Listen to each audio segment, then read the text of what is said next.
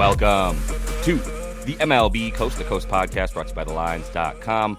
Coming to you from the West Coast, Josh Lander, joined as always by Nate Weitzer. He's on the East Coast, and we are the owners of a sweep on Wednesday night in the MLB. We've been waiting for this for a couple of weeks, finally got into it. Been in a pretty nice groove, actually, this week so far as we got back up to plus 2.71 units before last night. Now 58 and 51 on the season after a 5-0 night. Boston and Houston was a nice game for us with a bunch of runs coming in there for Nate to get over 1.5 in the first 5, over 4.5 for the game.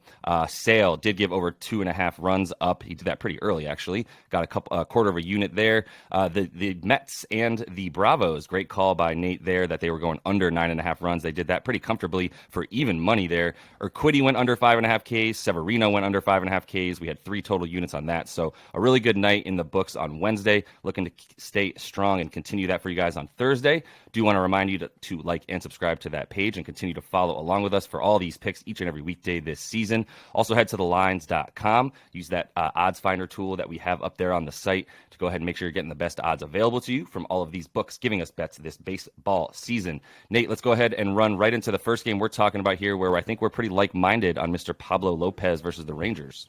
Yeah, these K props have been your bread and butter, usually going under. I'm going to be the guy who keeps going over, tries to identify really good pitchers, and Pablo Lopez has been that.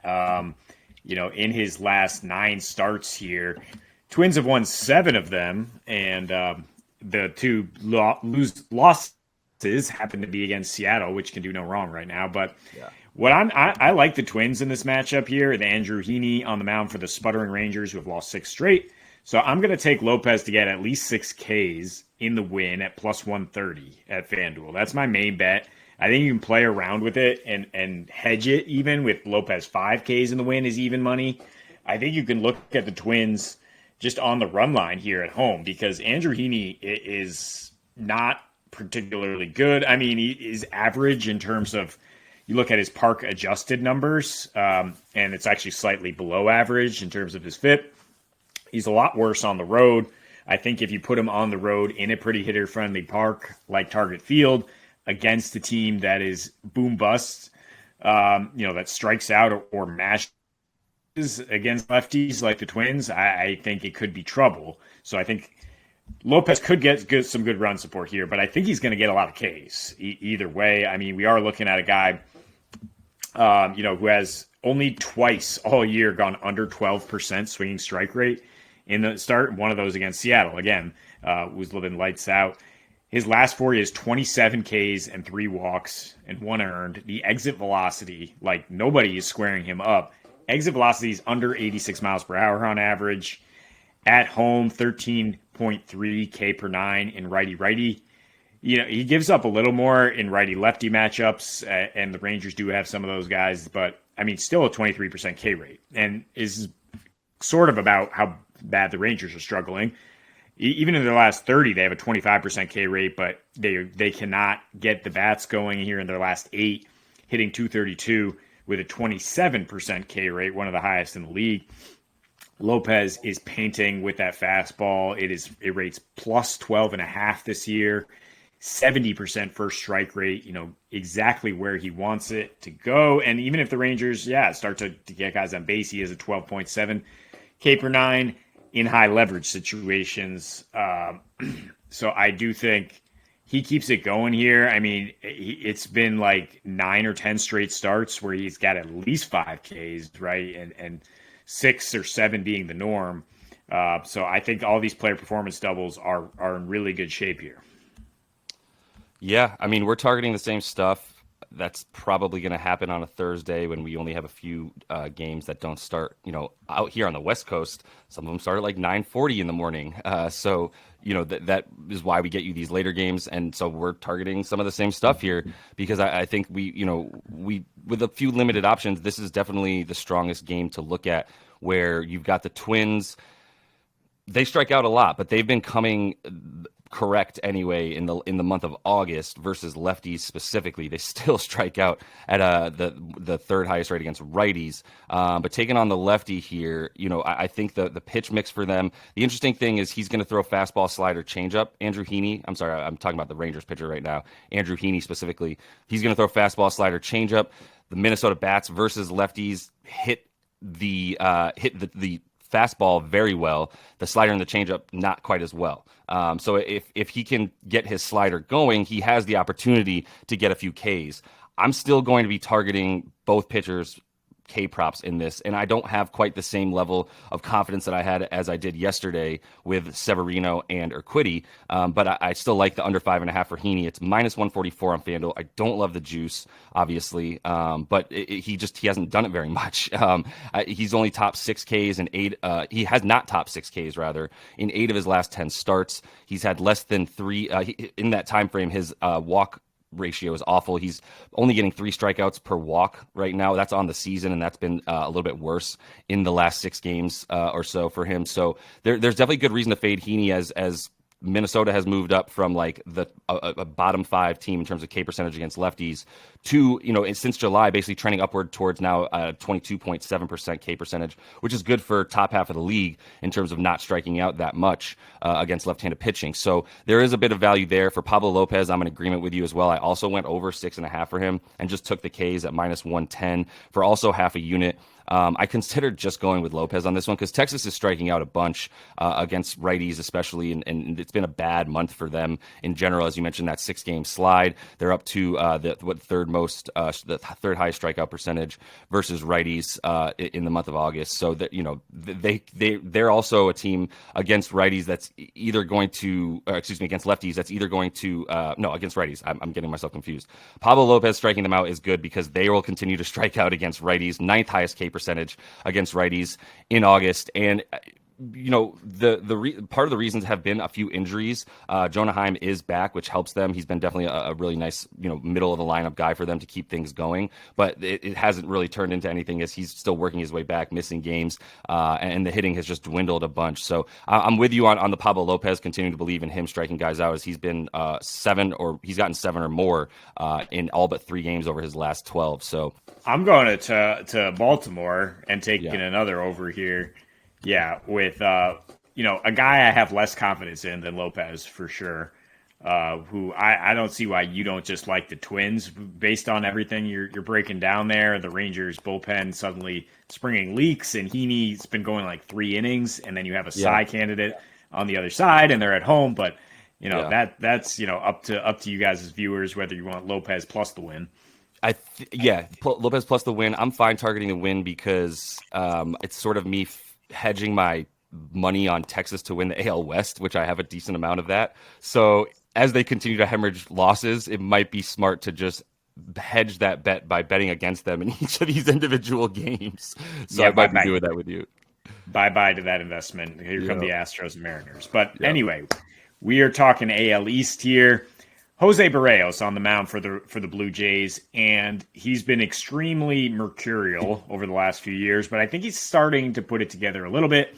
I'm willing to take him to get 6 Ks at plus 150 nearly. Good juice there. I wouldn't go crazy with it, though. I'm only going to go a half a unit because he is the definition of boom bust, even this year. But, I mean, he does have 6+ Ks in 3 of his last 4. He's got a 16.5% swinging strike rate in those starts and a 3.3 ERA as he's gone pretty deep in all of those. He's always had the stuff to strike guys out. And if he can just stay away from hard contact, I mean, he is walking a lot of dudes since the All-Star break, which is the theory that I like to go with these strikeouts is like put people on base so that you're forced to strike them out so that you cannot allow balls in play. And since the All-Star break, he has an 81% strand rate, despite a really unlucky 325 BABIP. He has very low hard contact and home run to fly ball ratios on the road against righties. And some of these O's lefties, like Adam Frazier, if he's back in there, and Cedric Mullins, don't have good numbers against him. most of the O's don't have good numbers against him, except for both their catchers, who, only one's probably playing here. So if he gets through the first time through the order, that's what we're looking at with Barrios. When you think about like a boom bust guy, it's like, can he survive the first 2 innings without just imploding? Then he starts to do really well. He has a 25% K rate second time through the order. He has a high K minus BB in low leverage situation. So if he gets into a groove, I think there's no reason. That's why I'm upping his prop to 6Ks, whereas you can get 5Ks at slightly minus odds. I think if he does well, he'll do really well. And let's look at the O's again, who struck out 24 times in the first 2 of this series. In the last 2 weeks, they have a 23% K rate and a very low walk rate. And in their last 9 at home, they have a nearly 25% K rate. So I think the opportunities here for him to pile up some strikeouts.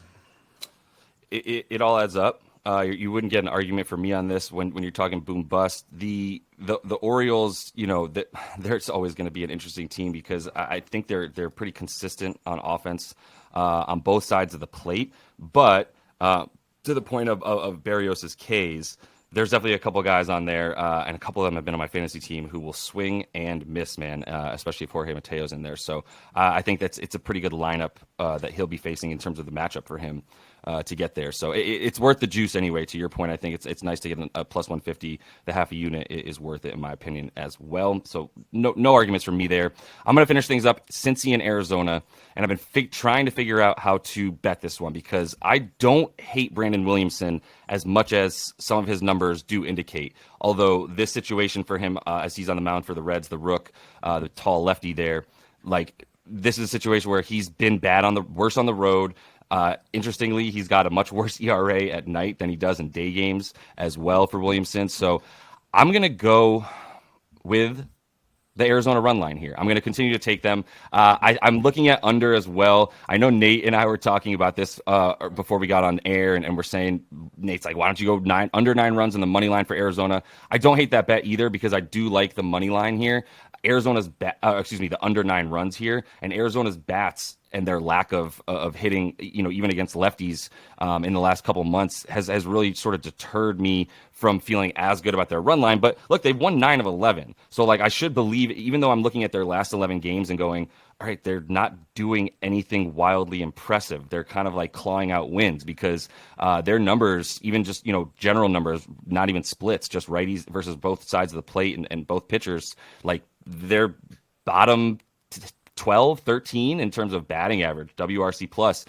Their slugging is down too. They don't really strike out, which is nice. And I would like to take under Brandon Williamson Ks is really where I'm usually looking as my first angle for most games anyway. But Brandon, you can't get any value unless you get to under 4.5, and you're still not getting a ton of value for Brandon Williamson under Ks there, who also is a guy that has at times, because he's such a boomer bust pitcher, which is what you expect from a tall lefty like himself that's so young, like he's capable of going 4.1 innings with 6 Ks. Like he's got a couple of game logs like that. So you can't really trust that he's not going to K guys, even though Arizona does not strike out. If it was 5.5 with any kind of value, that's might be my favorite bet. But I think the run line is still a fair bet for Arizona when Cincinnati is coming off that doubleheader sweep yesterday versus the Angels in Anaheim, traveling to Arizona. Obviously not super far away, but not fun to play 2 games in a row, get on a plane, and then play another one the very next night. They against Merrill Kelly's against righties, which Merrill Kelly is for Arizona. Cincinnati has the second highest K percentage in August, the 10th worst WRC plus, and the 9th worst batting average. A bunch of their other stuff is all in line with that, where they've been a boomer bust team as well. And if you waited for August and hoped that they would, sort of come out of what the mini slump that they endured in July, that has not happened for them. The bats have continued to stay quiet, especially against righties. Like I said, Merrill Kelly had a few bad starts when the Diamondbacks were struggling. Then in his last 4, 2.7 ERA, he had a beautiful 6-inning, no earned runs given up their game against the Dodgers, who have been the hottest team and the hottest offense in baseball for a while. So I still think the run line at plus 122 on FanDuel is my favorite bet. I am going to go a full unit on that. They've won 7 of these 9 games that they've won over the course of the last 2 or 3 weeks by 2+ runs. They've had some good teams in there that they beat as well. They haven't been playing cupcakes, just swept the Rangers, who we know are struggling, but still lead the AL West. So I think there's plenty of reason to continue to fade the struggling Reds and the current wild card leading or wild card clinching Arizona Diamondbacks.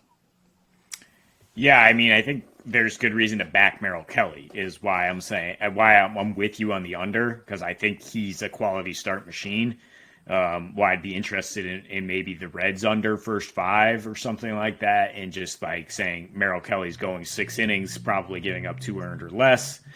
It's Williamson who's kind of the wild card here, but I think if you take the total under, you're looking pretty good. And the same logic, I guess, follows for the run line. That, I mean, as long as Arizona's bats are able to get to him, they should have enough run support. But I think there's a way to play it here, whether you mix and match, where you get the under and the money line, that I would feel okay combining if you're not just going to go straight Merrill Kelly props, because I think he'll be solid here in this spot.